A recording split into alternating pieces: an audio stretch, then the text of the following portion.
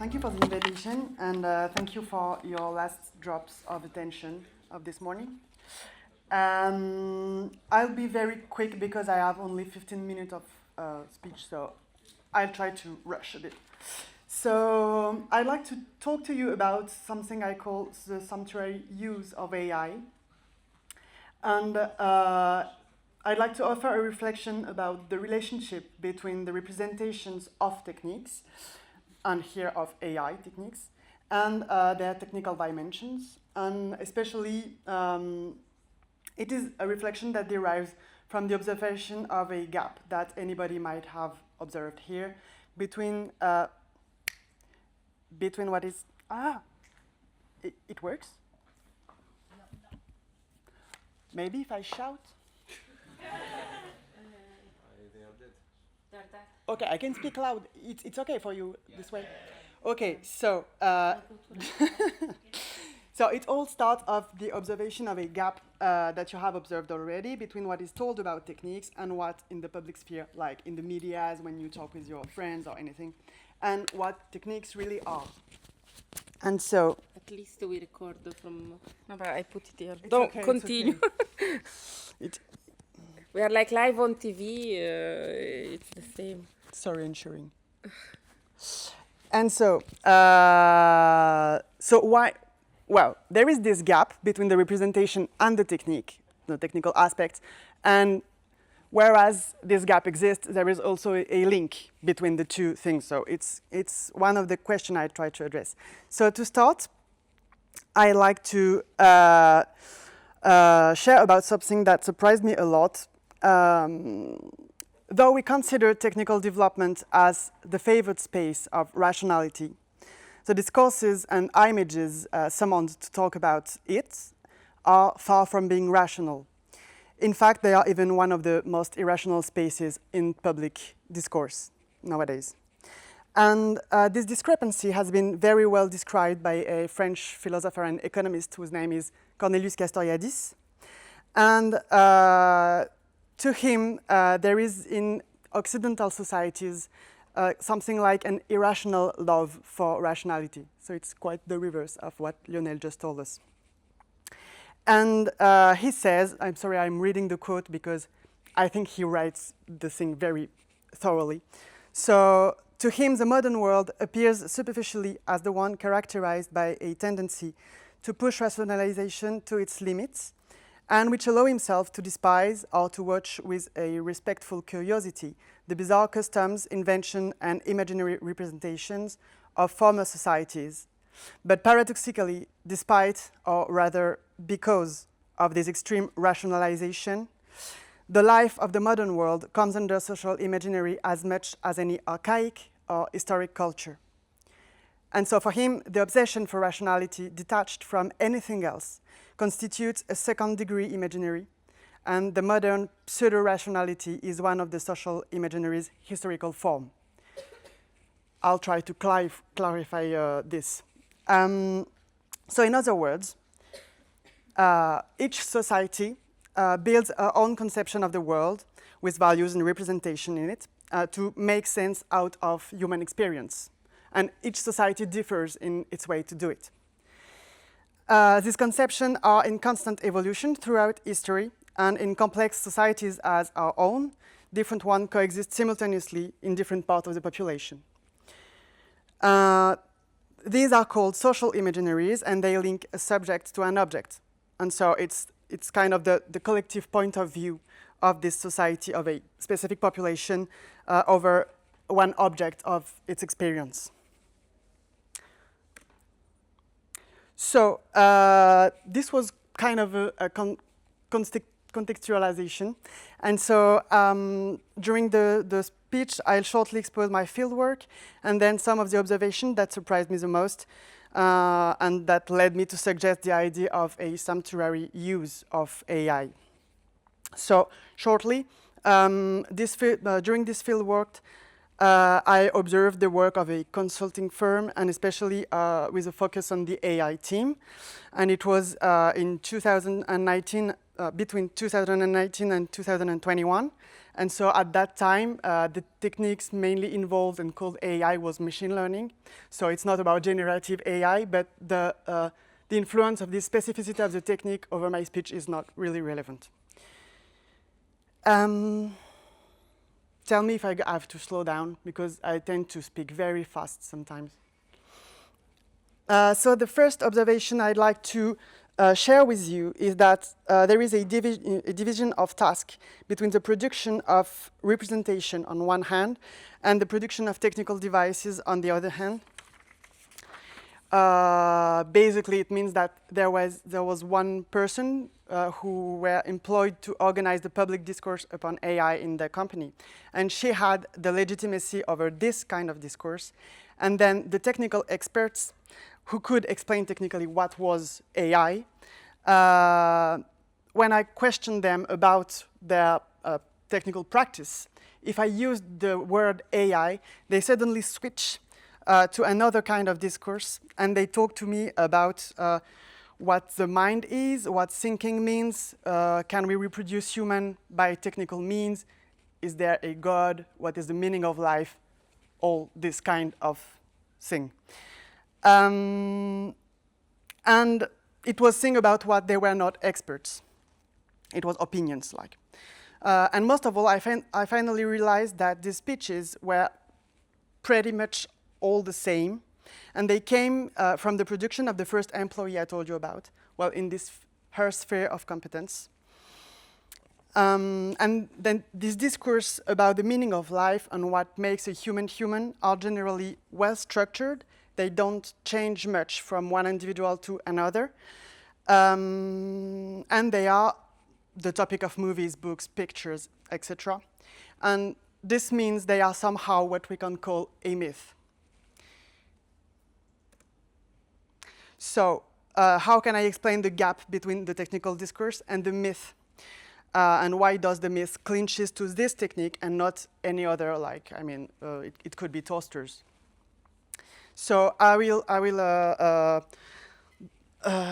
delve a little bit more first onto the myth part, and then onto the technical process of production on the other part, and then we'll converge. Merde. Pardon. There is French in the... first, the myths. So the social imaginary of AI pertains to a more general category of discourses about technical development. It is a social imaginary that is totally incorporated in our society, and it is absorbed through all kinds of media, like education, media, discussion, etc. And it is characterized by two main features you're very familiar with. That is, first, the imaginary of progress. That is, the technical development goes onward, and it is for the better. And then the imaginary of technical invention. That is the idea that the technical invention derives from a need in the society or a problem that pre-exists. And so the techniques are developed to meet a need that pre-exists in the society. This is the imaginary of the technique invention. When it comes to AI, the mythical discourse shows a new remarkable feature that should be added to these two first. There is a strange position of the speaker that I call the possessed discourse. That is, there is an ambiguous speech about AI coming from the actors of its development themselves, who at the same time actively develop the techniques and devices, and then warn people about the danger and asking for regulation. And so they are like pretending not to be in control of this development. And I think this specific feature in AI imaginary, is a consequence, a direct consequence of the imaginary of progress seen as an untamed stream. So this is for the main features of the myth, and let's look at the features of the production process now. So when we look closer to some aspect of the production process of AI devices, the mystery kind of thickens because I did not know how much you were familiar with sociology of techniques, and so I will give you a short insight of it. In sociology of technique, we focus we often focus on the use of technique to uncover their social meanings. It's like you trying to know what is the meaning of this technique in this society, you will watch the use of it. So it's kind of a mechanical thing. But people making AI device, at the time I observed them, did not know very well what it can be used for. And then people buying AI development projects did not know either. So this could seem obvious for people in your curriculum, maybe. But it contradicts the second feature of the technical imaginary of progress. Technical devices are not invented to meet a need, and in fact, the need also had to be produced to meet the technical device's abilities. And it's kind of, for me, it's kind of striking, I don't know. So how does it shows? Well, during the interviews I had with the developers, it appeared that first, most of the missions aimed to explore the possible use of AI. This is very common.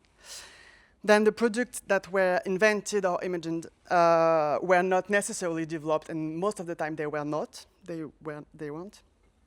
And if they were developed, they were not necessarily used by the client.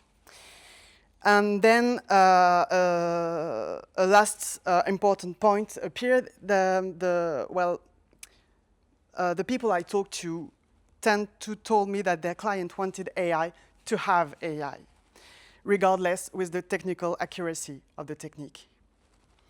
So I'd like to focus a bit more on this last dimension. What does the lack of technical accuracy of the device ordered tells us about the technical production? Poof.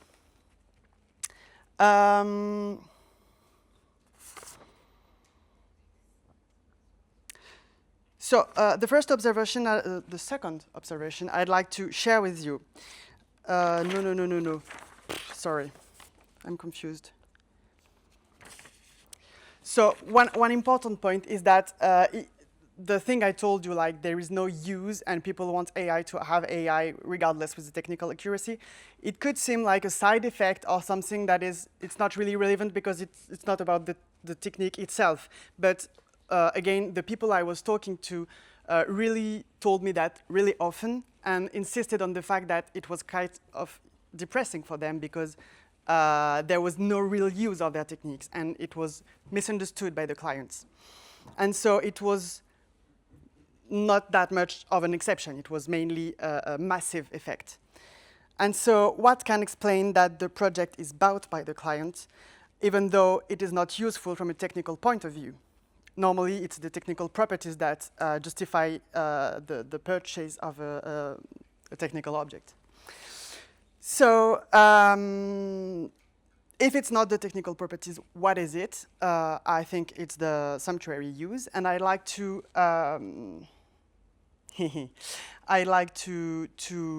tell you an example, and the example is the story of Kemal. So Kemal was a chief project in the AI team of the firm I studied, and I asked him about the moments when a client asks for AI, but there is no technical use of it. And so he told me this story. So he was working on a project on an assembly line, and the client was losing a great deal of its production due to the fact that at the welding station, slugs fell upon the nearer pieces and damaged them. And so the client wanted an AI system to detect automatically the damaged pieces. And Kemal, who is an honest engineer, suggested to improve the welding station to prevent slag to fall on the pieces with a small metal wall, so the slugs can't fall on the pieces. And the client refused because he wanted AI. And Kemal's interpretation of this story was that the client wanted AI not to improve its production process, but to improve his image in the eyes of its own customers and funders and employees and, well, partners. These reasons that are social and not technical aren't trivial. In the market economy, your firm's image is at high stake, and on it depends a lot of your economic viability. if you can show that you implement AI on your working processes, it gives your partners some kind of insurance on the fact that you will be here in the future, that you are reliable. And so even if the use you make of AI is technically irrelevant. So there are uses of technique that aren't technical uses, and I call this one the sumptuary use. It's not a new thing. I use the word sumptuary because it comes from archaeology. And in archaeology, you have two kinds of technical objects. The one that are domestic, like for domestic use, you can have a bowl to use to, I don't know, to cook or to eat soup. And then you have the same object, like a bowl also, but not for domestic purpose, but for sumptuary purpose. And this is the cauldron of Gundestrup. That is a very good example of sumptuary technical object. Like, it is a technical object, it's a bowl, but there is no use of it in other than showing that you're wealthy, you're powerful, and your craftsmen are skilled, which is very important in the human societies. And the last thing. So this sumptuary use is not something new, and it has an influence on the development of techniques. It's not just, I don't know what to say, it's just a side effect or, well, it's at the core of technical development. So it's not a novelty, and it has influenced the history of technical development. And it has been studied previously, for instance, by the American historian Louis Mumford, whose book I recommend highly because it is a long story of techniques from the beginning to the 50s. And it's very, well, it's clever. And in this book, he talks about the steam engine of James Watt. And he writes that when James Watt released the first machine, it was a very noisy and coal-consuming machine. And later, he tried to improve this machine by reducing the noise and the coal consumption. But his new machine had a really hard time getting onto the market, because in the meantime, noise and smoke had become the symbol of prosperity in the industrial culture. And so the leaders of the factory rejected the second Watt engine because it would have cost them in terms of reputation. Since the noise and the smoke surrounding the factories had become signs of wealth and prosperity, the new machine would have produced less of these outcomes, like smoke, especially smoke. It would have projected a bad image of the factory. And it's a very interesting example for me because the second Watt machine consumed less coal. So from a purely economical point of view, it enhance your production process.